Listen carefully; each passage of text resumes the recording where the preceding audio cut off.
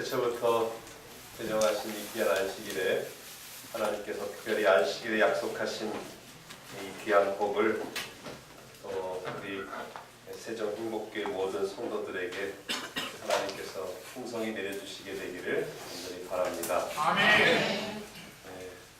제가 특별히 보니까 앞에 어린 친구들이 기악으로 특별한 찬양을 돌리면서 이 교회의 모습을 보니까 굉장히 미래가 기대되는 교회다 하는 생각도 갖게 됐습니다. 아멘. 저도 이 악기를 잘 몰라요. 근데 저희 아이들이 요만한 아이들이었을 때 막 악기를 가르쳐 봤어요. 부모 욕심 그런 거 있잖아요. 막 첼로도 시켜보고 바이올린도 시켜보고 피아노도 시켜보고 싶은데 뭐 애들이 좀 하다가 실증내고 안 하고 막 그런 때가 참 많아요. 그래서 저만한 나이 또래에 어떻게 하면은 악기를 저희가 잘하는지 못하는지 알 수 있을까 보니까 바이올린 켜서 이거 할 줄 알면 좀 잘하고 그러면 그냥 아직도 그냥 겨우 이제 소리 내기 바쁘면은 쳐보고 근데 우리 앞에 이 친구들이 아직 어려 보이는데 이거 하더라고요. 그래서 수준 높은 음악을 하는구나 이렇게 생각이 들었습니다. 이제 특별히 오늘 세정행복교회에 와서 또 시조관장하면서 하나님 말씀을 나누게 됐는데요. 특별히 이렇게 오니까 제가 직장 상사로 모셨던 우리 사장님 최병근 목사님께서 은퇴하시고 세종행복교회에서 여전히 은퇴 없으신 삶을 사시고 계시는 것 같습니다. 한 2년 동안을 거의 매일 되면서 제가 시조사에 있으면서 처음에 시조사에 갔을 때는 이제 교회 진압 여러분 받아보시죠? 네, 교회 진압 편집을 제가 맡았었습니다. 교회 진압 편집을 하는데 이제 우리 목사님께서 오셨었고 또 제가 되게 하다 보니까 이제 보건학을 또 좀 더 나은 공부를 하게 됐어요. 그래서 학위를 받았더니 우리 사장님 계셨을 때 저보고 전문 분야로 하시라고 교회 진압도 좋지만 가정과 건강 편집장을 하면 좋겠다고 해서 교회 진압 열심히 하고 있는데 또 저를 또 더 좋은 더 적임의 자리에 쓰시겠다고 가정과 건강 편집장으로 임명을 하셨어요. 그러다가 여러분 잘 아시는 대로 우리 훌륭한 편집국장을 하셨던 전정건 목사님 다 아시죠? 네. 전정건 목사님이 은퇴를 하셨어요. 갑자기 이제 연세가 되셔서 여전히 우리 최병근 목사님이 사장님이셨을 때 그래서 그분이 은퇴하시고 저분이 아마 입김을 많이 발휘하신 것 같아요. 그래서 저를 또 추천하시고 해서 제가 그때 이후로 2013년 이후로 편집국장의 일을 하고 있습니다. 그래서 제가 우리 최병근 목사님을 뵐 때마다 참 그전에는 다른 연이 있던 건 아닌데 이렇게 믿어주시고 또 격려해 주시고 또 여기가 하나님 쓰시기에 적절한 사람이라고 하면은 또 이렇게 택해 주시고 해서 참 늘 마음에 감사한 생각이 있었는데 목사님께서 또 섬기시는 또 다니시는 교회에 이렇게 오게 돼서 더 마음이 기쁘고 좋습니다. 제가 또 이렇게 잘 아시는 대로 이 시조나 이런 가정과 건강 처음 펴시면은 권두어를 늘 이렇게 쓰다 보니까 어떤 때는 글 쓰는 일이 참 보람있고 쉽고 재밌고 너무 좋을 때가 있어요. 근데 이게 항상 그렇지만은 않더라고요. 어떤 때는 막 자다가 새벽 2시에 탁 영감이 떠오르면 불도 안 켜고 그 생각 달아날까봐 불도 안 켜고 그냥 막 이렇게 써요. 아침에 보면 이게 뭔 말인지 모르는데 그래도 이제 제 키워드는 이렇게 딱 적어놔가지고 그게 하나가 실마리가 돼서 그냥 거의 한 문단 이상은 나오게 되더라고요. 그래서 참 몇 날 며칠 고민하고 제가 그 사장님 보니까 어때요? 처음에 입사 그때 갈 때보다 머리 많이 폈죠? 예, 머리가 많이 폈어요. 어쨌든 이제 글을 이렇게 쭉 늘 쓰다 보니까 그러나 하나님께서 그때마다 또 지혜를 주셔서 이제 이 일을 감당할 수 있도록 해주셨습니다. 제가 이제 글을 자꾸 쓰려다 보면 죄송합니다. 설교할 때 다른 목사님이 할 수 있는 설교는 다른 목사님한테 들으세요. 근데 저는 다른 목사님이 할 수 없는 얘기 좀 할게요. 글 안 쓰는 목사님들 얘기를 하면 저는 이제 글 쓰는 얘기를 해야 되잖아요. 이제 다른 분들보다 훈련이 됐다고 그럴까요? 나름 자꾸 이제 어떤 현상이 하나가 주어지면 관찰을 자꾸 하게 돼요. 관찰도 자꾸 습관이 돼요. 그래서 이렇게도 봤다가 저렇게도 봤다가 이렇게도 봤다가 관찰을 하는데 죄송하지만 오늘 여러분들을 제가 이렇게 오늘 관찰을 좀 했습니다. 관찰을 해서 이제 몇 가지 막 적었어요. 그랬더니 뭐 그게 다 맞는 말인지 모르겠습니다만은 우리 세종 행복교회가 우리 이 작은 오케스트라는 정말 자랑으로 삼아도 좋을 거라는 생각이 들었어요. 우리 친구들이 제가 보기엔 앞으로 몇 년 동안은 여기서 계속해서 봉사하고 아마 그런 동안에 자기들도 실력이 많이 향상될 거라고 믿습니다. 예. 그래서 참 이 작은 오케스트라가 있는 것에 대해서 참 제가 깊은 인상을 받았었고 또 예배가 훨씬 더 풍성하고 감동이 있더라고요. 그래서 뭐 제가 지난주에는 어떻게 하다 보니까 도마도교에 갔거든요. 갔더니 저 뒤에서 계신 분은 뭐 하는지도 보이지도 않아요.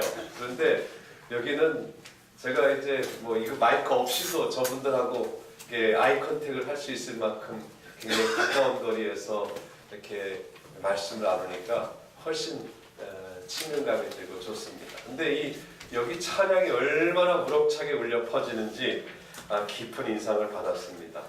또 특이하게 또 이 좌우에 원탁이 있지 않습니까? 제가 마침 이달 초에 중국에를 좀 다녀왔어요. 갔더니 이제 중국에 가면은 식당이 주로 이런 원탁이 많아요. 그래서 원탁이 왜 이렇게 많습니까? 했더니 원탁에는 상석과 말석의 구분이 없답니다. 그래서 야, 이 교회는 정말 차별이 없는 교회구나. 모두가 다 누구든지 그냥 말하고 싶을 때 발언하고 자기 의견을 내고 소통할 수 있는 교회. 그러니까 예배 분위기가 제가 여기다 진짜 적었어요. 넘버 원이 활기찬 토이, 그 다음에 화기애애, 웃음꽃이 여기저기 만발, 네? 그 다음에 열띤 토론, 그 다음에 주입식 강의가 아니어서 좋다. 어떻게 훈련했길래 모두가 토론에 참여하지? 네, 어쨌든 우리 권 목사님께서 아마 훈련을 잘 시키시고 또 안 교장님이 특별히 또 지도를 잘 하신 것 같습니다. 또 서로 말하고 싶어하는 인상을 받았다.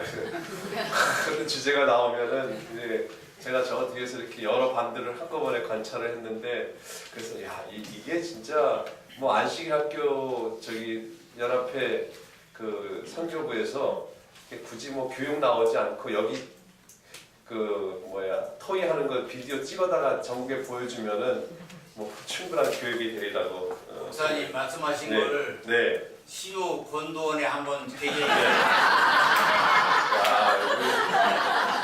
설교하다가 이렇게 불쑥불쑥 튀어나오면 참 이렇게 당황스러운데 제가 공적으로 약속도 할 수 없고 약속 안 할 수도 없고 예, 우리 참 기왕이면 이제 여기도 아예 틀판입니다. 제가 보기엔 언젠가는 이 전체가 하나의 원탁이 돼서 아주 누구든지 말할 수 있는 아마 예수님도 그 당시에 그런 설교 말씀을 하지 않았을까 생각이 듭니다. 좋은 제안입니다. 저도 깊이 생각해보고 언젠가 그럴 기회가 있을 겁니다.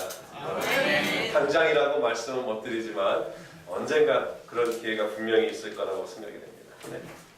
네. 문제가 있었습니다.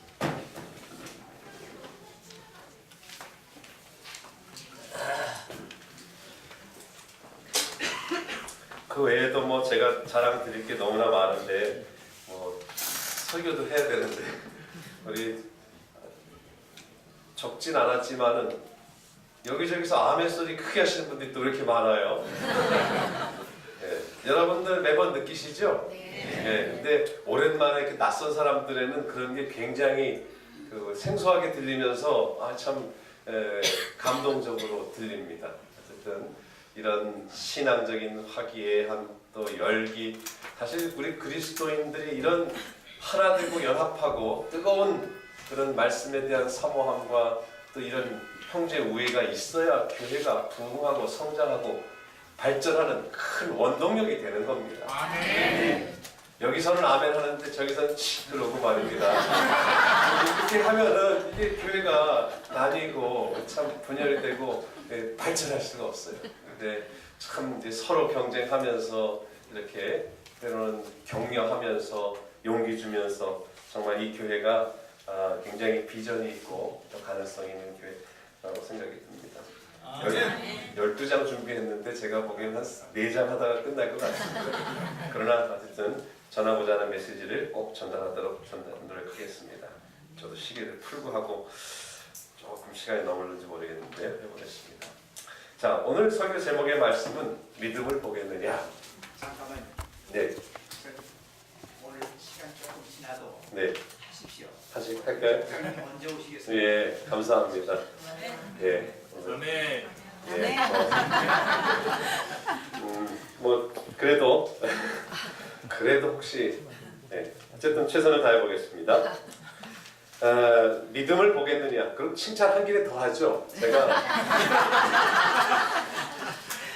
제가 뭐 거의 매주 이제 시조관장을 다닙니다. 전국으로 이렇게 다니는데 우리 지난주에 우리 최성현 장로님, 예. 한 화요일인가 저한테 문자가 왔어요. 이 주보를 만드는데 세상에 이렇게 공들여서 열심히 주보 만드시는 거 처음 봤어요. 저분이 사진을 왜 저렇게 찍으시나 했더니 저 찍은 거 다 하려면 주보 한 10장을 해야 돼요. 근데 여기서 또 저분이 나름대로 고민하고 해서 넘버 원들만 엑기스로 골라가지고서 이게 선택된 사진입니다. 그래서 저한테 얼마나 친절하게 뭐 해야 되는데 제목도 7글자로만 하라고 딱 정해서 그래서 원래는 제목이 인자가 올 때의 세상에서 믿음을 보겠느냐 이게 제목인데 7글자로 맞춰가지고 퀘스천 마크 하나 더 들어갔어요. 그래서 여러분들은 믿음의 눈으로 그 옆에 인자가 올 때의 세상에서 이건 있는 걸로 보시고 믿음을 보겠느냐 이렇게 이해하시면 좋겠습니다. 아멘. 자, 누가복음 18장 8절의 말씀인데요. 인자가 올 때 세상에서 믿음을 보겠느냐. 제가 가진 성경은 이쪽 왼편은 한글이고 오른쪽은 영어로 돼 있어요. 그래서 뭐 저도 매번 영어를 읽지는 않는데 어쩌다가 궁금한 것들은 영어에서는 어떻게 표현을 했을까 하고서 옆에 찾아봅니다. 근데 누가복음 18장 8절을 봤더니 인자가 올 때에 when the Son of Man, 그 인자가 comes, 올 때에 will he find faith on the earth 해서 여기 믿음을 보겠느냐 하는 그 단락에 영어 단어에 find faith라는 표현이 나왔어요. 그래서 믿음을 find는 찾는다는 뜻이지 않습니까? 이렇게 찾는다. 그래서 믿음을 찾겠느냐 이런 뜻인데 제가 좀 더 원어에 가깝게 이 문장을 찾아봤더니 이 성경의 표현은 인자가 올 때 언제입니까? 세상 끝에 세상에서 믿음을 보겠느냐? 이 세상에서 믿음이 있는 사람을 볼 수 있을까? 없을까? 이런 질문처럼 여겨지죠. 그러나 원문은 그런 의미가 아니에요. 어떤 의미가 있냐면은 인자가 올 때에 세상에서 믿음 있는 사람을 찾고 싶다라는 의미가 강합니다. 네. 예수님의 바람이 나타나 있는 거예요. 저는 우리 세종홍복교의 모든 성도들이 예수님께서 오실 때에 세상에서 믿음 있는 사람을 찾고 싶어 하실 때에 이 가운데에서 그 사람이 많이 나오게 되기를 바랍니다. 아멘.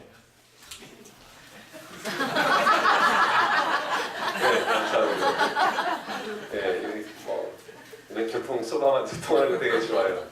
네, 믿음 있는 사람을 찾고 싶다. 네. 제가 얘기하려다가 하도 깜짝 놀랐어요. 자, 제가 이제 우리 출판사에 있다 보니까 여기 아다르고 어다르고 표기법 하나에 이렇게 문장이 틀려지는 경우가 있어요. 그래서 사실은 제가 오늘 설교 제목을 인자가 올 때 세상에서 믿음을 찾고 싶다. 예수님이 찾고 싶은 거 아니에요? 그래서 예수님의 바램 이렇게 쓰고 싶었어요. 제목을. 맞죠? 예수님의 바램이니까. 근데 제가 설교 제목에다가 예수님의 바램 그렇게 쓰면 우리 한글 맞춤법 표기법에는 바램이란 단어가 맞지 않습니다. 바람이 옳은 표현이에요. 그래서 제가 여기다 만약에 바램 쓰면 아니 출판사에서 편집장이라 한다는 사람이 저것도 몰라갖고 바램이라고 써? 노사연의 우리 만남은 그런 노래 있죠? 우리의 바램이었어 이렇게 노래가 나오거든요. 제가 그건 준비 안 했는데 갑자기 떠오르니까. 근데 우리 한국 사람의 정서는 어떻게 해요? 우리의 바람이었어 이렇게 표현보다는 바램이었어 하면은 왠지 더 간절하게 원하는 것 같은 느낌이 들지 않아요? 예, 말이라는 게 그래요. 말이라는 게 문법적으로는 그게 맞지만 느낌적으로는 바램이 더 강렬하게 다가올 때가 있어요. 그래서 제가 이왕 설명했으니까 지금은 내가 예수님의 바램으로 표현해도 뭐라고 좀 흠잡지 마십시오. 예, 예수님의 바램은 인자가 올 때에 세상에서 믿음 있는 사람을 찾고 싶어 합니다. 그런데 인자가 올 때는 지금이 인자가 올 때인지 아닌지 여러분이 잘 판단하셔야 돼요. 세상의 여러 예수님께서 말씀하셨던 징조라든지 또 사회적인 현상이라든지 이런 여러 가지들을 종합적으로 판단해서 지금이 인자가 올 때가 점점 가깝구나. 그렇다면 어떻게 해야 되겠다? 예수님의 바램대로 믿음을 더 굳게 가져야겠구나 하는 선택을 해야 합니다. 그래서 제가 판단과 선택이라고 했어요. 인자가 올 때인지라고 하는 판단, 또 믿음이라고 하는 것을 가져야 하는 선택을 여러분이 반드시 하셔야 합니다. 그런데 종종 우리 삶 속에서 판단을 잘 못하면 선택을 이렇게 잘 못할 수 있어요. 저도 이제 자동차를 운전하다 보니까 어떤 때 아파트에서 차를 운전해서 아파트에 사니까 빠져나오는데 얼마 전에는 불현듯 이제 차를 몰고 나오는데 집에 두고 온 물건이 생각이 나는 거예요. 그래서 어떻게 해요? 빨리 나왔으니까 얼른 멈춰서 이제 후진을 해서 차를 돌리려고 했어요. 그때 제가 꽤 제법 빠른 속도로 나왔으니까 설마 내 뒤에 누가 와 있으려니 생각도 안 했는데 후진을 하려고 기아를 넣고 탁 악셀레터를 밟으려고 하는데 벌써 웬 차가 와 있어요. 그래서 깜짝 놀라서 브레이크를 밟았습니다. 우리 운전하시는 분들 그런 경우 한두 번씩 있죠? 네, 그 경험이 다 있으세요. 그 깜짝 화들짝 놀래가지고서 이제 사고를 면했지만 종종 초보자들은 이렇게 생각나는 대로 이렇게 차를 움직이다가 이렇게 쿵 들이받기도 합니다. 상황 판단을 잘 못하면 그릇된 선택으로 낭패를 봅니다. 만약에 저에게 충분한 시간이 있었고 제 마음에 여유가 있었다면 어떻게 해요? 고개를 천천히 돌아봤겠죠. 차가 있나 없나 쭉 천천히 살펴보고 차가 와 있구나. 그리고서 확인하고서 그제서야 이제 기어를 넣으면은 확실히 충돌할 위험이 적어집니다. 그런데 짧은 순간에 빨리 집에 가야지 그 생각만 박혀 있어가지고서 행동으로 옮기다 보니까 깜짝 놀라는 겁니다. 우리 그리스도인들은 항상 시대의 흐름을 읽는 영적인 통찰의 눈을 갖고 잘 판단해야 합니다. 다른 세상 사람들이 판단하지 못하는 그런 것들을 가지고서도 우리는 이런 현상은 예수님께서 이미 마태복음 24장에 인자가 올 때에 어떤 일이 벌어질 것이라고 말씀하셨던 그 일이야 라고 우리가 영적인 민감한 안테나로 캐치할 수 있어야 됩니다. 아울러서 선택을 올바르게 하기 위해서 우리 자신의 믿음을 돌아보는 영적인 성찰의 눈도 아울러 가질 수 있어야겠습니다. 오늘 사실 누가복음 18장의 말씀의 내용은 성경을 읽을 때에 그 앞의 문맥을 함께 이해하는 것이 좋습니다. 그냥 18장 8절에 인자가 올 때 세상에서 믿음을 보겠느냐 그 구절만 따지 말고 왜 그 말이 나왔지? 그 앞에 어떤 배경이 있느냐 하면 지금 제가 누가복음 17장 20절까지 갔는데요. 그 앞부분에 제자들이 예수님께 우리에게 믿음을 더하소서 이런 얘기를 해요. 우리에게 믿음을 더하소서. 제자들이 믿음에 대한 이야기를 합니다. 그때 예수님께서 믿음은 양이 아니라 정말 질이다. 그래서 하신 말씀이 누가복음 17장에 너희에게 겨자씨만한 믿음이 있으면 이 뽕나무더러 명하여 뿌리가 뽑혀 바다에 심기우라 하였어도 순종하였을 것이라 그랬어요. 너희의 믿음이 겨자씨만한, 근데 겨자씨를 얘기했다고 왜 겨자씨 나무가 바다에 심긴다고 해야 맞는데, 어쨌든 겨자씨만한 믿음이 있으면 이 뽕나무의 뿌리가 뽑혀서 어떻게 해요? 바다에 심기우라 하여도 순종하였을 것이라 했어요. 그러면서 이어서 믿음에 대한 이야기를 하더니 이번에는 때에 관한 이야기를 느닷없이 바리새인들이 합니다. 바리새인들이 하나님의 나라가 어느 때에 임하나이까 묻습니다. 그러자 누가복음 17장 26절에 예수님께서 노아의 때와 롯의 때에 대해서 말씀하십니다. 노아의 때에 된 것과 같이 인자의 때에도 그러하리라. 노아가 방주에 들어가던 날까지 사람들이 먹고 마시고 장가들고 시집가더니 홍수가 나서 그들을 다 멸망시켰으며 또 롯의 때와 같으리니 사람들이 먹고 마시고 사고 팔고 심고 집을 짓더니 하면서 인자의 때, 또 이 심판의 때, 멸망의 때, 노아의 때, 롯의 때와 비교를 합니다. 그러면서 누가복음 17장의 그런 믿음과 때에 관한 것을 다 축약한 것이 바로 누가복음 18장 오늘 본문에 본 8절의 말씀입니다. 인자가 올 때에 세상에서 믿음을 보겠느냐. 그러니까 인자가 올 때 말세와 믿음을 보겠느냐. 믿음이 서로 깊은 상관관계가 있다고 성경은 말하고 있습니다.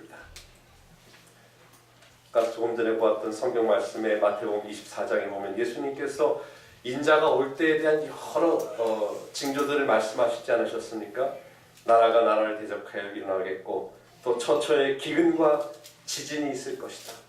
많은 사람들이 실족하게 되어 서로 잡아주고 서로 미워하겠으며 거짓 선지자가 많이 일어나겠다. 그러면서 믿음과 세상 끝에 관한 이야기들을 하시고 계십니다. 특별히 이 자연적인 징조들도 언급하시면서 환란 후에 즉시 해가 어두워지고 달이 빛을 내지 아니하며 별들이 하늘에서 떨어지며 하늘의 권능들이 흔들리리라.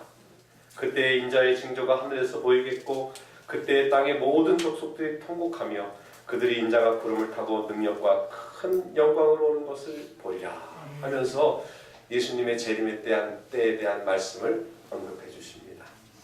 사실 재림의 때, 인자가 올 때에 우리에게 믿음이 필요하지만은 재림의 때에 관한 성경의 여러 특징들이 있어요. 물론 여러 시대적인 징조들을 우리가 민감하게 이해하고 판단할 수 있어야 하지만은 성경적인 표현을 그대로 들면 재림의 때는 사람들이 평안하다, 안전하다 할 그때에 예수님이 이 땅에 오신다고 하는 겁니다. 또 어떤 때는 어느 성경 구절에서는 호련히 인자가 임할 것이다. 또 때로는 우리가 준비되어 있지 않은데 도적같이, 때로는 짐승들에게 뭐처럼요? 그날이 덫과 같이. 그리고 결정적으로 재림의 때에 관한 또 다른 성경적인 특징은 생각지 않은 때에 인자가 오리라. 그러니까 우리 모두가 인자가 올 때가 가까운 것을 알면서도 방심을 하고 있어요. 그렇죠? 호련히 도적같이 덫과 같이 생각지 않은 때. 그렇기 때문에 우리는 언제나 깨어서 시대의 흐름을 읽는 영적인 통찰력을 갖고 우리의 믿음을 늘 깨어서 살아있는 믿음으로 간직해야만 우리 예수님의 바람대로 예수님께서 이 땅에 오실 때에 믿음 있는 당신의 백성으로서 그분 앞에 설 수 있다는 사실을 기억하시게 되기를 바랍니다. 아멘. 교회 증언 1권에 보면 우리는 종말기에 살고 있습니다. 신속히 성취되는 여러 때의 징조가 예수 그리스도의 재림이 가까이 이르렀다는 것을 선포하고 있습니다. 재앙과 심판이 하나님의 은혜를 멸시하는 자들 위에 이미 내리고 있습니다. 땅과 바다의 재난, 사회의 불안정한 상태, 하나님의 전조가 되고 있다고 했습니다. 우리가 참 이런 양면적인 세상에 살고 있어요. 어떤 때는 참 요즘처럼 평안하고 안전할 때가 어디 있나라는 생각도 들지만 또 한편으로는 요즘처럼 사람들이 참지 못하고 묻지마 범죄를 저지르고 이렇게 완악하고 이렇게 충동적인 범죄를 저지르는 두려운 세상에 살고 있다고 하는 그런 양면성을 동시에 느끼고 우리가 살아가고 있어요. 멀지 않은 최근의 일입니다만 진주에선가는 정신이 참 온전치 않은 사람이 자기의 집에 불을 지르고 불을 피해서 도망가는 사람을 해쳐서 5명이 목숨을 잃고 그 외에 많은 사람들이 또 다쳤지 않습니까? 바로 지난주에도 강릉에서 어디선가 또 지진이 있다고 하고 다른 나라에서도 지진의 소식이 끊이지 않고 전쟁의 소식이 끊이지 않고 테러의 소식이 끊이지 않고 우리는 정말 인자가 올 때에 분명히 살고 있습니다. 사도 베드로도 말하기를 만물의 마지막이 가까웠으니 그러므로 너희는 정신을 차리고 근신하여 기도하라. 잠언 27장에도 너는 내일 일을 자랑하지 말아라. 하루 동안에 무슨 일이 났는지 내가 알 수 없음이니라. 그 피해를 당한 사람들은 전날 밤에 가족들과 모르겠어요. 이렇게 생일 파티도 하고 또 좋은 시간들을 갖고 이제 편안히 잠자리에 들었을는지 모르겠어요. 그러나 아닌 밤중에 한두깨라고 새벽녘에 그런 소동을 겪고 그야말로 온 가족이 커다란 비극에 휩싸이는 것, 정말 하루 동안에 무슨 일이 났는지 알 수 없는 매우 두려운 세상에 우리가 살고 있습니다. 우리는 이러한 때에 우리의 믿음을 정말 진지하게 돌아보아야 되겠습니다. 여러분이 정말 여러분의 삶 속에서 오늘 지금 이 순간이 가장 신실하고 가장 견고한 믿음을 가졌는지 한번 돌아보시기를 바랍니다. 아멘. 내가 몇 년 전만 해도 정말 뜨거운 마음으로 하나님을 사랑했고 하나님 앞에 서원했고 내가 하나님 내 이 갈등과 이 고민을 해결해 주시면 내가 다시는 하나님 내 마음 편치 않고 하나님께 헌신하겠습니다 했는데 어떻게 해요? 또 1년이 지나고 2년이 지나면서 우리의 믿음과 우리의 결심과 우리의 헌신이 다시 뒤로 물러나는 우리 자신들의 모습을 보지 않습니까? 예수님은 세상에서 믿음 있는 사람을 보고 싶어 하십니다. 세상에서 가장 가치 있는 것은 바로 우리를 구원하는 예수 그리스도를 믿는 믿음입니다. 아멘. 저 자신이 그렇습니다. 저 어렸을 때 저희 부모님이 장로교회에 다니시다가 제가 태어나던 해에 어느 분이 문서전도 하시는 분이 책을 한 권 전해주셔서 저희 아버지께서 그 책을 보시고 다니엘서를 연구하시고 제가 태어나던 해에 우리 재림교회 신앙을 받아들이셨어요. 그래서 저는 제가 좀 헷갈려요. 모태신앙인지 모태신앙 식후신앙인지 그래서 모태신앙으로 간주해야 되겠죠. 예, 제가 태어나던 해에 이제 신앙을 가졌어요. 그런데 저희 부모님이 제가 내내 자랄 때 강조하신 것이 있어요. 나도 그렇게 써 부자가 아니다. 하지만 내가 너에게 물려줄 수 있는 것은 정말 네가 예수님을 믿는 믿음 안에서 사는 것이다. 아멘. 예수님을 믿는 게 가장 가치 있고 예수님을 믿는 것이 가장 복되고 예수님을 믿는 것을 잃어버리는 것 이상 가장 큰 불행은 없다. 그 교육을 받았어요. 이제 제가 신학교에 들어가서 공부를 했습니다. 교수님들이 가르쳐 주십니다. 어떤 과목을 가르치든지 예수 그리스도를 믿는 믿음이 최고의 가치를 갖는다고 가르쳐 주셨어요. 제가 목회를 나왔습니다. 조그마한 시골교회를 맡았어요. 제가 시골교회를 맡아서 그 교회에 물론 여러 어르신들, 장로님들, 오랜 연조가 있으신 분들도 계시고 신앙의 걸음마를 떼고 있는 분들도 계셨지만은 제가 그분들에게 단에 서서 가장 많이 강조하는 것은 예수 그리스도를 믿는 믿음을 굳게 하도록 설교했습니다. 이제 저도 중년이 돼서 저희 아이들이 컸어요. 물론 저희 아이들이 자랄 때부터 저도 가르쳤습니다. 제 부모님이 저에게 가르쳤듯이 저도 저희 아이들에게 가르칩니다. 목사가 무슨 돈이 있겠냐? 목사가 이게 11조 해서 뭐 큰 돈 벌 수 있는 거 아니다. 그저 하나님의 은혜로 우리 생활할 수 있는 게 전부다.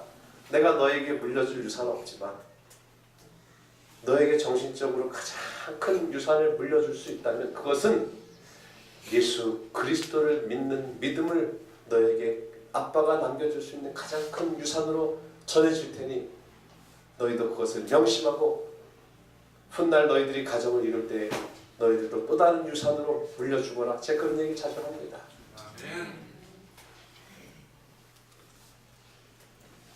믿음은 우리로 때로는 여러 주변 환경에 열악함에도 불구하고 흔들리지 않고 요동치 않게 해주는 굳게 붙드는 힘이 있습니다. 사도 바울은 한밤중에 그들이 감옥에 있었지만은 하나님을 찬송했어요. 사도행전 16장에 보면 바울과 실라가 기도하고 하나님을 찬송하며 죄수들이 듣더라. 그들은 찬송할 만한 상황이 아니었지만은 그 열악한 상황에서도 예수 그리스도를 믿는 믿음 안에서 하나님을 찬송했습니다. 스데반도 마찬가지입니다.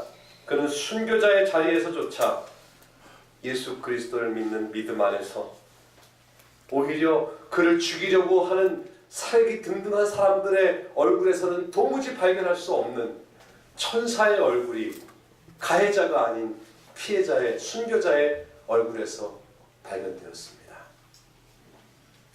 사랑하는 우리 성도들이시여, 우리의 삶에 많은 크고 작은 위기들이 있을 수 있습니다. 인자가 올 때에는 더 큰 위기와 더 큰 시련이 우리에게 분명히 다가올 것입니다. 아멘. 그때를 대비해서 우리의 믿음을 더욱 굳게 하시길 바랍니다. 아멘. 이런 말이 있습니다. 새들은 바람이 가장 강하게 부는 날 집을 짓는다. 뭐 바람이 잔잔하면 새들도 날기가 쉽다고 그래요. 가지 물어다가 둥지를 짓는 것도 쉽다고 그럽니다. 하지만 그렇게 지은 집은 세찬 바람이 불어왔을 때 다 부서지고 파괴되어버리고 말합니다. 하지만 바람이 거세게 불 때에 그 집을 짓는 새들은 이제 바람이 정말 힘찬 날개짓으로 또 그 바람을 이기면서 지은 집은 어떤 폭풍우가 와도 나뭇가지가 좌우로 요동을 치고 해도 그 원가지가 부러질지언정 새 집이 결코 망가지지 않는다고 합니다. 시련이 이르러 오기 전에 여러분들의 믿음을 굳게 함으로 어떤 시련이 이르러 와도 결코 파괴되지 않는 믿음의 둥지를 가지시게 되기를 바랍니다. 마태복음 6장에 보면은 이런 말씀이 있습니다. 너희 중에 누가 염려함으로 그 길을 한 자라도 더할 수 있느냐? 우리의 믿음은 우리의 모든 염려를 우리 예수님께 맡기셔야 하는 겁니다. 제가 여러분의 형편을 다 모릅니다. 또 여러분도 여러분 주위의 분들의 형편을 다 모릅니다. 하지만 어떤 분들은 지금 이 시간에도 정말 깊은 근심과 염려와 낙담과 절망 가운데 있는 분들도 있을 수 있습니다. 그럴 때에 믿음을 발휘하시기를 바랍니다. 염려함으로 그 키를 한 자나 더할 수 없습니다. 저는 이 성경을 읽으면서 조금 놀랐어요. 왜 예수님께서 누가 염려함으로 그 키를 한 자나 더할 수 있느냐? 아니 세상에 누가 기도할 때 한 자면 몇 센치예요? 30cm죠? 예. 누가 기도할 때 하나님 우리 아들 키가 작은데 30cm만 크게, 제가 키가 180이 조금 안 되는데 제가 30cm 크면 어떨까요? 2m가 넘어요. 그러면 여러분도 어떨까요? 아마 저 간 다음에도 아마 오늘 저녁에 그럴 거예요. 야 오늘 온 목사님 키 되게 크다. 키가 세상에 2m가 넘는 목사님 오셔가지고 설교했다고 한 몇 주 동안 구설수에 오르는지 모르겠어요. 우리 뭐 집사님 예를 들어서 그런 경험 있을 거예요. 아이들 키가 좀 다른 애보다 좀 덜 크면은 우리 애 키 크다 크게 해달라고. 그때 그래도 양심은 있어갖고 뭐라 그래요. 한 165면은 하나님 얘가 한 170까지만 자라게 해달라고 좀 그래도 양심적으로 기도하죠. 얘가 하나님 얘가 한 170인데 한 175cm만 크게 해달라. 그럼 5cm만 커도 커 보이니까. 근데 여기는 무려 뭐예요? 이 사람 믿음이 대단한가 봐요. 우리 최병근 목사님 키 한자 크면은 평생 키 작다는 소리 많이 들으셨는데 뭐 원이 없겠죠.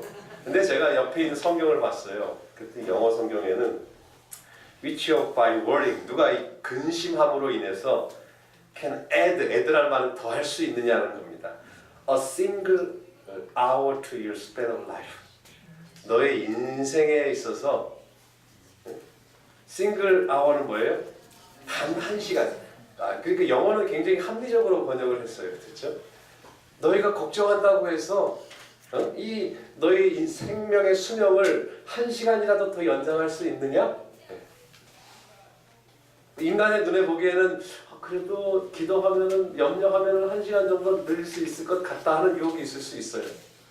그러나 이 그 말씀의 요지는 우리가 근심하고 염려한다고 해서 변하는 것은 아무것도 없다. 그러니까 우리의 모든 삶을 전적으로 하나님께 맡기면, 그런 믿음이면 하나님께서 우리를 도우시고 우리의 삶을 인도하실 것이라는 약속이 담겨 있는 것입니다.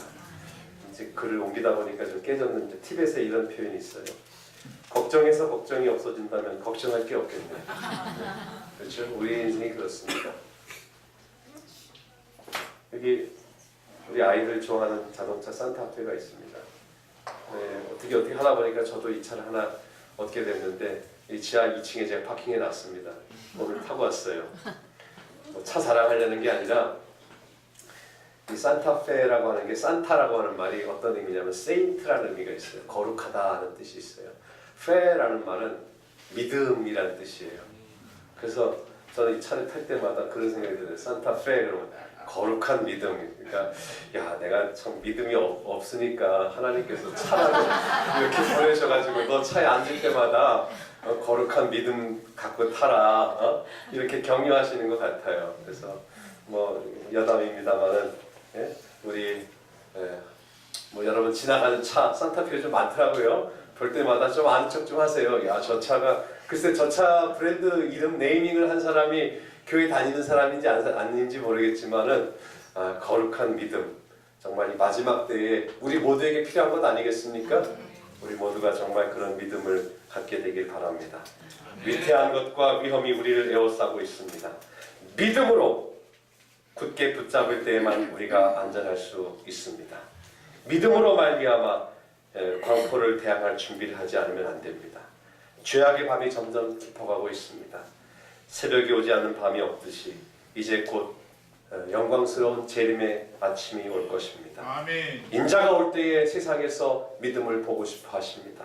우리 한 친구 이야기를 좀 드리겠습니다. 우리 재림 청년 이민지 양입니다. 이 국가대표 선수예요. 고등학교 3학년, 지금 고등학교 3학년인데 2019년 3월, 작년 3월 17일에 이 경기 종목이 오리엔티어링이라는 특별한 종목이에요. 그래서 이 친구가 17살, 18살 친구인데 2019년 3월 17일 대회에서 아쉽게 은메달을 땄습니다. 금메달, 우리 국가대표 선수긴 한데요. 근데 이제 이 친구가 우리 재림신문에서 주목받기는 취재를 하다 보니까 어떤 비하인드 스토리가 있느냐 하면 작년 2018년에 아시아 선수권 대회가 있었어요. 근데 대회 날짜가 안식일로 공지가 된 겁니다.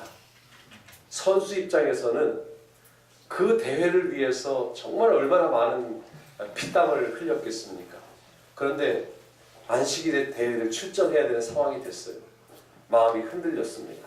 그러나 이 친구는 어리지만은 안식일로 공지돼, 대회 날짜가 안식일로 공지돼 출전을 포기하려고 했었다. 그래서 저는 참 이 친구의 믿음이 얼마나 귀하게 여겨졌는지 모릅니다. 정말 이런 젊은 친구의 믿음들을 통해서 우리 예수님께서 찾으시는, 마지막 때에 찾으시는 사람이 저런 친구가 아닌가 하는 생각이 들었어요. 이 친구가 달리면서 이렇게 기도한답니다. 어디다 썼는데, 뛰면서도 제발 자만하지 않게 해주세요. 제발 저를 믿지 않고 저와 함께 하시는 하나님을 믿게 해주세요. 아멘. 그러면서 이 친구는 매 순간 최선을 다해서 하나님의 자녀로 또 국가대표 선수로서 부끄러움이 없기 위해서 노력한다는 모습을 기사를 접하고 저는 참 자랑스러운 마음이 들었습니다. 여러분이 있는 분야에서 여러분도 여러분의 소중한 믿음을 발휘하시게 되기를 간절히 바랍니다. 끝으로 화이트 선지자의 한 이야기를 들려드리고 마치겠습니다. 한 번은 화이트 선지자가 이제 어느 여름에 미시간 광야 한 집회를 가게 됐는데 그 마차를 타고 가는데 마차를 탄 마부가 좀처럼 길을 잃는 사람이 아니에요. 근데 이분이 길을 잃었어요. 길을 잃어서 이렇게 막 숲을 헤매다 보니까 아주 목도 마르고 아주 힘든 지경이었습니다. 그런데 마침 숲속에서 한 오두막집을 발견했습니다. 그때 오두막집에서 한 여인이 나와서 이렇게 물도 주고 이제 좀 쉴 시간을 좀 제공해 줬습니다. 그런데 그 쉬는 동안에 짧은 시간 화이트분께서 작은 책자 한 권을 그녀에게 전해줬습니다.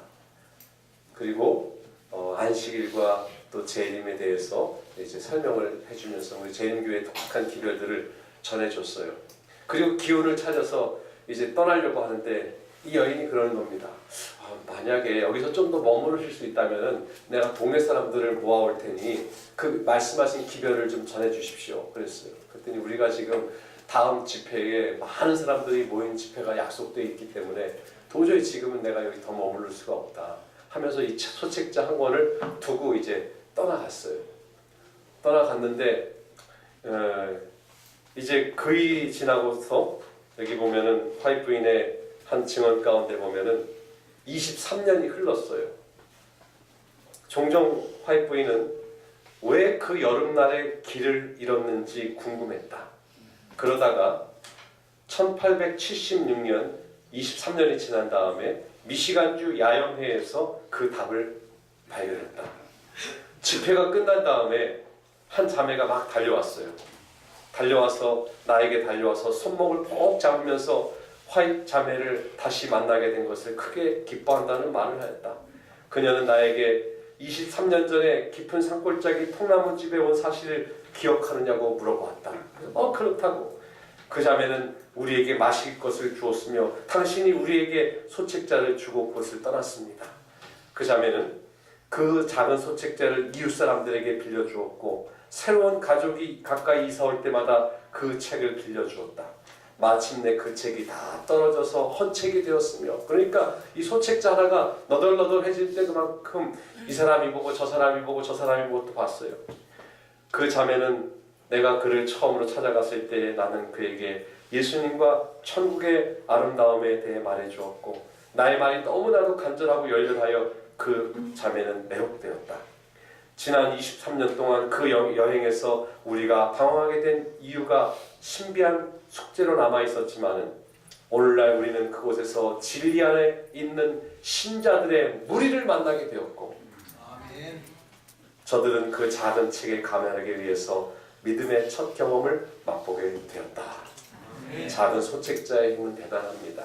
그래서 우리가 믿음을 발휘하는 여러 가지 방법이 있겠지만은 여러분들이 오늘 이 시간 시조를 헌납함으로 하나님 앞에 여러분의 헌신과 믿음을 드릴 수 있습니다. 제 1분만 호소드리고 말씀을 마치겠습니다. 오늘 다 받으셨죠?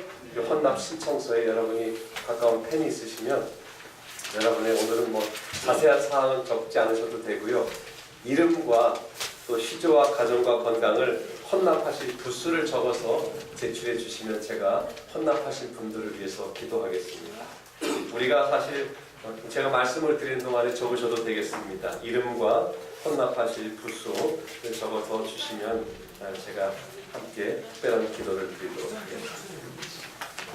사실 시조와 가정과 건강은 사람들에게 시대의 징조를 분별하게 하고 그리스도를 발견하게 하는 놀라운 역사를 하고 있습니다. 특별히 마가복음 4장 26절에 이런 말씀이 있습니다. 하나님의 나라는 씨를 땅에 뿌림과 같다 하고 있습니다. 하나님의 나라는 씨를 땅에 뿌림과 같습니다. 또 여러분들이 헌신하고 드린 이 귀한 씨앗들이 때로는 우리가 예기치 못하는 놀라운 결실들로 발견될 수 있어요. 복음의 씨앗, 생명의 씨앗, 진리의 씨앗을 사람들의 마음밭에 심는 저와 여러분이 되기를 바랍니다. 세상을 사랑하는 그리스도의 마음으로, 씨 뿌리는 농부의 마음으로 우리 모두가 이 일에 동참해 주시게 되기를 간절히 바랍니다. 여러분이 헌납하실 때 우리 헌금을 위해서 수고하신 집사님들은 제게 지금 갖다 주시면 좋겠습니다. 혹 여러분의 가족, 연세 있으신 분들은 여기저기 멀리 이제 출가한 아들, 딸들이 있으실 겁니다. 여러분의 자녀들을 위해서, 또 가까운 친척들, 또 친구들, 또 오랜 동창, 또 평소에 여러분이 은혜를 많이 입었던 분들 있죠? 그분들에게도 이 헌납을 해서 보내실 수 있습니다. 혹은 다른 교회에 개신교회에 출석하시는 분들을 위해서도 여러분들이 헌납하실 수 있습니다. 또 여러분이 굳이 내가 어떤 사람을 지목할 수 없으면 우리 교회 선교용으로 헌납하셔도 좋습니다. 그래서 안식일 오후에 또 방문을 가든지 또 어떤 요양원이나 또 병원을 방문할 때에 또 구도자들에게 우리 헌납한 선교용 서적들을 전해줄 수 있을 거라고 생각을 합니다. 우리 갈라디아 6장 6절로 7절 씨 뿌리는 마음으로, 여기 보면 사람이 무엇으로 심든지 그대로 거두리라 말씀했습니다. 끝으로 시편 이제 주셔도 좋겠습니다. 120편 5절과 6절에 126편 5절과 6절에 보면 울며 씨를 뿌리러 나가는 자는 정녕 기쁨으로 그 단을 가지고 돌아오리로다. 여러분들이 헌납해 주신 여기 아마 시조 가정과 건강 담당자분들이 계실 겁니다. 혹 더 하시길 원하시거나 또 미처 못하신 분들은 제가 우리 담임 목사님이 계시면 담임 목사님께 드릴 텐데 안 계시니까 우리 최 목사님께 전해드리면 우리 서적 담당자께서 우리 취합을 하셔서 헌납해 주시길 바랍니다. 우리 헌신하신 분들을 위해서 특별한 기도를 드리겠습니다. 기도하겠습니다. 하늘에 계신 거룩하신 아버지 하나님, 오늘 이 아침 우리는 영혼을 사랑하는 마음으로 시조 헌납을 약정하였습니다. 기도하는 마음으로 주님 앞에 드린 이 작은 책자들이 주님을 알지 못하는 수많은 영혼들에게 하나님의 사랑을 전하게 해주시고 이 책을 읽는 독자들의 삶을 변화시키는 유용한 도구가 되게 하여 주시옵소서. 또한 시조 헌납을 약정한 주의 자녀들의 생업의 복을 주시옵시고 그들의 헌신을 통하여 주의 복음이 더 널리 전파되게 하여 주시옵소서. 우리 주님께서 시조를 헌납하여 드린 주의 종들의 가정에 하늘의 신령한 은혜와 복을 풍성히 내려주시기를 바라오며 우리 구주 예수님의 이름으로 간절히 기도하옵나이다. 아멘.